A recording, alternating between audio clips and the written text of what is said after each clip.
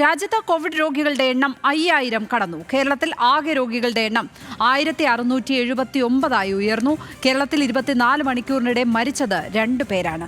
ശരത് ലാൽ ചേരുന്നു വിവരങ്ങളുമായി. ശരത്ത്, രാജ്യത്തെ കോവിഡ് കണക്കുകൾ ആശങ്കപ്പെടുത്തുന്നതാണോ? ഈ കോവിഡ് കണക്കുകൾ ഉയർന്നു വരുന്ന സാഹചര്യത്തിൽ സംസ്ഥാനങ്ങൾക്ക് പ്രത്യേകമായി എന്തെങ്കിലും നിർദ്ദേശം പുറപ്പെടുവിക്കുന്നുണ്ടോ കേന്ദ്ര ആരോഗ്യ മന്ത്രാലയം?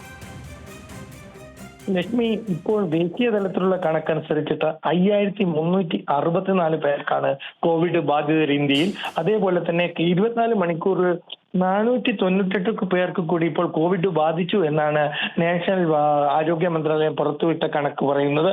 ഇതുവരെ ഇന്ത്യയിലെ മൊത്തത്തിൽ കോവിഡ് ബാധ തുറന്നു 55 പേരാണ് മരിച്ചത്.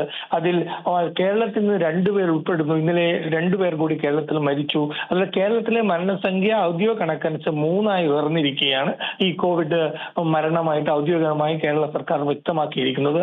എന്നാലും ഇപ്പോഴത്തെ ഒരു അവസ്ഥ അനുസരിച്ച് കേന്ദ്ര ആരോഗ്യ സെക്രട്ടറി എല്ലാ സംസ്ഥാനങ്ങൾക്കും ജാഗ്രതാ നിർദ്ദേശം പാലിക്കാൻ വേണ്ടിയിട്ട് ഉത്തരവ് നൽകിയിട്ടുണ്ട്.